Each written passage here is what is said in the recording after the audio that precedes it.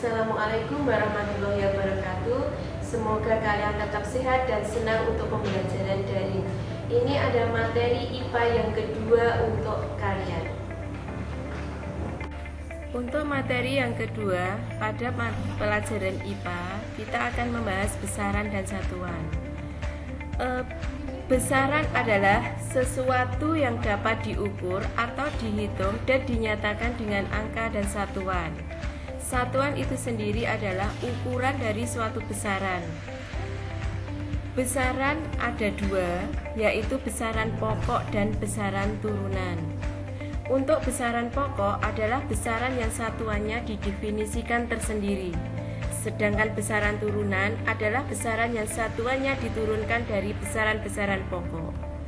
Contoh dari besaran pokok adalah panjang dengan satuan meter, massa dengan satuan kilogram, waktu dengan satuan sekon atau detik, suhu dengan satuan Kelvin, kuat arus dengan satuan ampere, intensitas cahaya dengan satuan kandela, dan jumlah zat dengan satuan mol.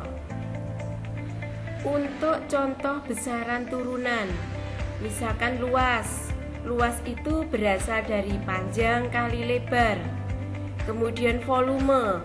Volume itu bisa panjang kali lebar kali tinggi. Kecepatan bisa jarak dibagi waktu.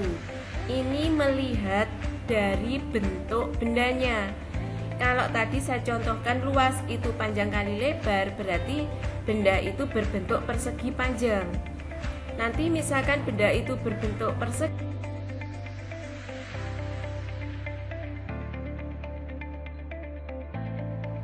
kemudian kita akan pada satuan baku. Pada minggu lalu sudah saya berikan materi bahwa satuan ada dua, satuan baku dan satuan tidak baku. Untuk satuan baku itu dapat diukur dan ada alat ukurnya. Contohnya mengukur panjang menggunakan meter, mengukur waktu menggunakan detik. Kemudian alat ukurnya. Alat ukur panjang itu bisa menggunakan mistar atau penggaris.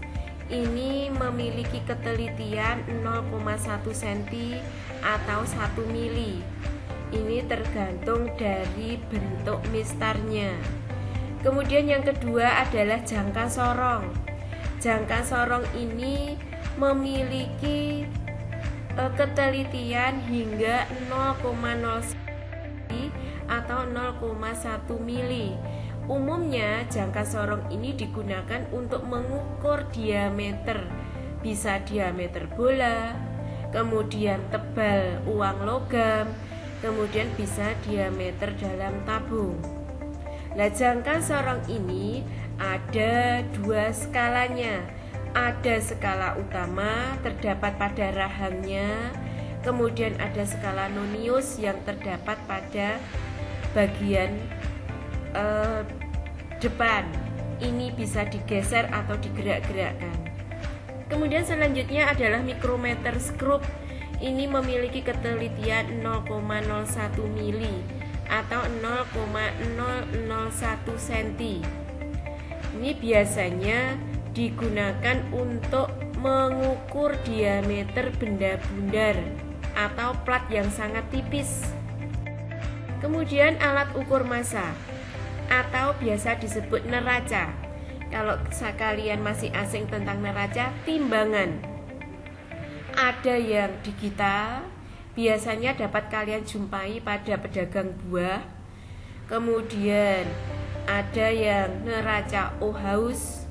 Ini neraca yang lengannya satu, memiliki ketelitian hingga 0,01 gram. Kemudian ada neraca sama lengan. Ini memiliki dua lengan. Ini biasanya digunakan untuk pedagang emas. Kemudian yang ketiga adalah alat ukur waktu. Alat ukur waktu ini satuannya adalah detik atau sekon.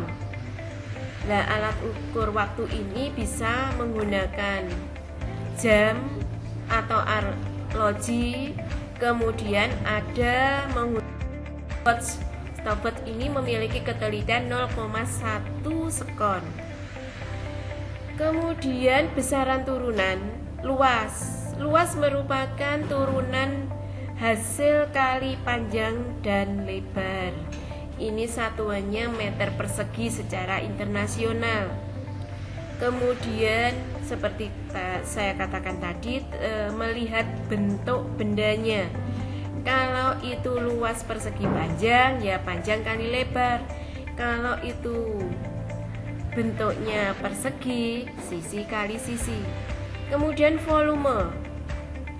Volume merupakan turunan dari hasil kali panjang kali lebar kali tinggi. Itu satuannya menggunakan meter kubik. Biasanya kalau menggunakan hasil kali panjang kali lebar kali tinggi, ini bendanya berbentuk balok. Nah,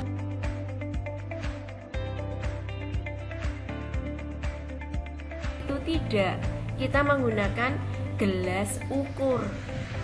Nah, gelas ukur itu kan ada alat ukurnya. Kemudian diberi air, dilihat berapa volumenya. Setelah itu dimasukkan benda yang tidak beraturan tadi, akan mengalami kenaikan berapa, itu caranya. Atau menggunakan gelas berpancuran. Gelas berpancuran itu gelas yang ada pancurannya, kemudian diberi air, kemudian alat yang digunakan, benda yang akan diukur itu dimasukkan. Kemudian air yang tumpah itu baru diukur. Nah, itu berarti menunjukkan volume benda yang tidak beraturan itu. Kemudian selanjutnya adalah konsentrasi larutan. Larutan itu sendiri adalah campuran beberapa zat yang tidak dapat dilihat yang batasnya. Ini menggunakan satuan meter atau massa terlarut volume pelarutnya. Kemudian laju pertumbuhan. Laju pertumbuhan ini pada tanaman. Ini ada alatnya untuk mengukur laju pertumbuhan tanaman itu. Jadi laju pertumbuhan tanaman ini itu dikaitkan, nanti kalau sudah tatap muka akan saya tunjukkan bagaimana cara mengaitkan antara alat ukurnya dengan pertumbuhan pada tumbuhan. Terima kasih anak-anak, tetap semangat untuk belajar. Semoga kalian sehat dan bisa melaksanakan kegiatan dari ini. Assalamualaikum warahmatullahi wabarakatuh.